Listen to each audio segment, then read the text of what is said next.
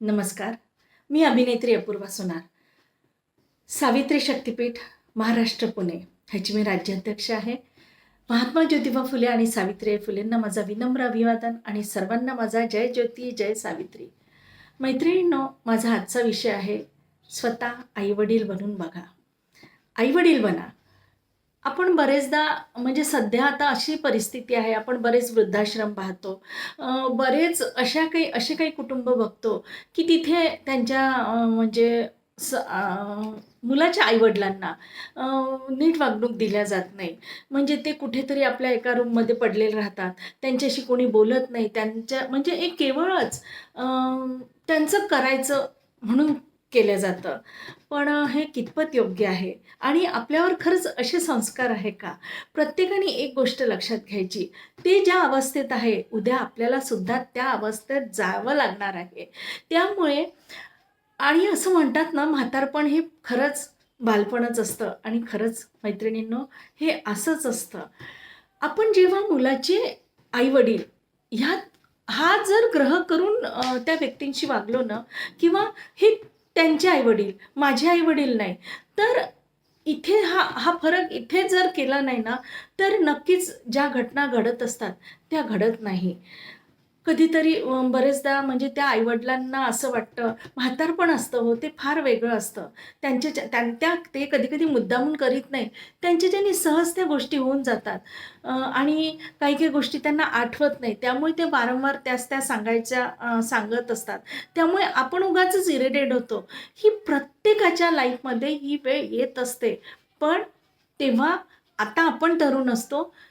ती वेळ यायला आपल्यावर ती वेळ यायला बराच वेळ असतो.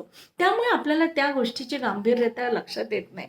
पण ज्या घरामध्ये दोघं आई-वडील असतात, त्यामधलं एक पार्टनर निघून जातो, तेव्हा ती व्यक्ती अगदी एकाकी पडते. जेव्हा दोघं सोबत असते, तेव्हा तरी ते दोघं एकमेकांशी त्यांची सुख-दुःख शेअर करतात. पण ज्या घरात जिथे त्या दोघांमधला एक पार्टनर जातो, तेव्हा ती व्यक्ती अतिशय एकाकी होते. मग आपल्याला करायचं काय? आपल्याला फक्त त्यांना थोडा वेळ द्यायचा असतो. आपल्याला काही पूर्ण त्यांना त्यांच्यासोबतच राहायचं अशातलाही भाग नाही. जर दिवसभरामध्ये आपण आपले जे काही शेड्यूल असतं, त्यामधला थोडासा वेळ काढून जर त्यांच्यापर्यंत गेलो, तर खरंच त्यांना खूप आनंद होईल. जेवताना वेगळं एकटं न जेवता त्यांना घेऊन जेवलं, म्हणजे त्यांना वाढून देण्यापेक्षा जर आपल्यासोबत त्यांना जेवायला घेऊन बसलं, तर त्याचा त्या त्या वेळेची जी गोष्ट त्यांच्यासोबत करतो, त्याचा त्यांना खूप आनंद होतो. किंवा जेवण झालं, काही छोट्या-मोठ्या गोष्टी असतात. गोष्टी अगदी रोजच्या क्षुल्लक असतात. पण जर त्यांना विश्वासात घेऊन जर सांगत असलं, तर त्यांना अतिशय आनंद होते. एखादी साधीच गोष्ट, "आज ना हे असं झालं, आज तसं झालं. आई तुम्हाला माहिती आहे का हे असं आहे? बाबा तुम्हाला माहिती आहे का? उद्या आपण इथे जातो." बस इतके छोटे-छोट्या ह्या गोष्टी असतात. पण ह्या छोट्या-छोट्या गोष्टींमधून आपल्याला खूप आनंद मिळत असतो.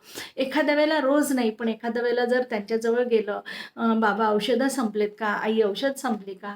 कुठली आणायची आहे? तुला या औषधाने काही त्रास होतो का?"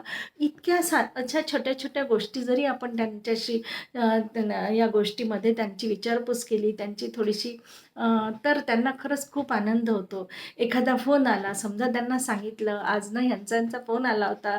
त्या अशा-अशा म्हणत होत्या." वेगळं काही करायचं नसतं. आई-वडील बनायचं म्हणजे काय करायचं असतं वेगळं? वेगळं काहीच करायचं नसतं. जे आपल्या मुलांची आपण काळजी घेताना ज्या काही आपण पथ्य पाळत असतो, जे काही आपण सर्वस्व पणाला लावून त्यांची काळजी घेत असतो, तीच गोष्ट आपल्याला नव्याने करायची असते. तीच गोष्ट आपल्याला त्यांच्यासोबत करायची असते. त्यांची काळजी घेणं, त्यांची विचारपूस करणं, थोडासा वेळ त्यांच्यासोबत घालवणे, एवढ्याच गोष्टी करायच्या. मैत्रिणींनो, हे आपण 4-5 दिवस केल्याने तुम्ही त्यांचा फरक बघा.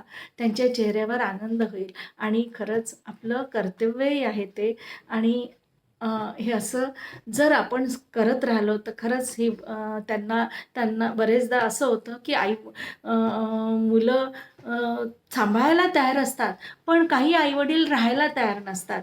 सगळ्या गोष्टी असतात, पैसा असतो मुबलक, सगळ्या गोष्टी असते, पण ते एकाकी असतात. त्यांना एकटं पण जाणवत असतं घरात.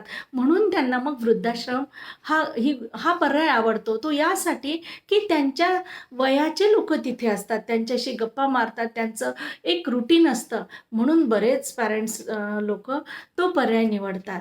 पण मला असं वाटतं आपण आपले आई-वडील असतात ते आपल्या मुलाला जन्म देतात.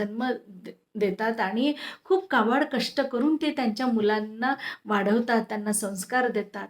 मग आपण आपले संस्कार का विसरावे? आपली ही संस्कृती नाही आहे ना. मग आपण आपल्या संस्कृतीला जपून, आपण आपले कर्तव्य जपून, आपले आई-वडील आहे ही भावना घेऊन आपण त्यांचे आई-वडील आहोत असं गृहीत धरून जर आपण त्यांच्याशी वागलो, तर मैत्रिणींनो मला नाही वाटत त्यांना कधी एकटेपण वाटेल. छोट्या-छोट्या गोष्टीमधून त्यांना आनंद देण्याचा व्यक्त करा. यातूनच आपण त्यांचे आई-वडील होतो आहे, झालो आहे, ही भावना त्यांना जाणवते आणि त्यांना त्यांना एकटेपण जाणवत नाही. त्यांना ही भावना खूप महत्त्वाची आहे, की आपली कोणीतरी काळजी करणारं आपल्या घरात आहे. हा जेव्हा त्यांना विश्वास मिळतो ना, तेव्हा खरंच ते सुद्धा आपल्याला साथ देतील आणि छान सुखी कुटुंब नक्कीच होईल अशी मी आशा करते. म्हणून मैत्रिणींनो, मी तुम्हाला सांगते, की आई-वडिलांचे आई-वडील होण्याचा प्रयत्न करा. धन्यवाद.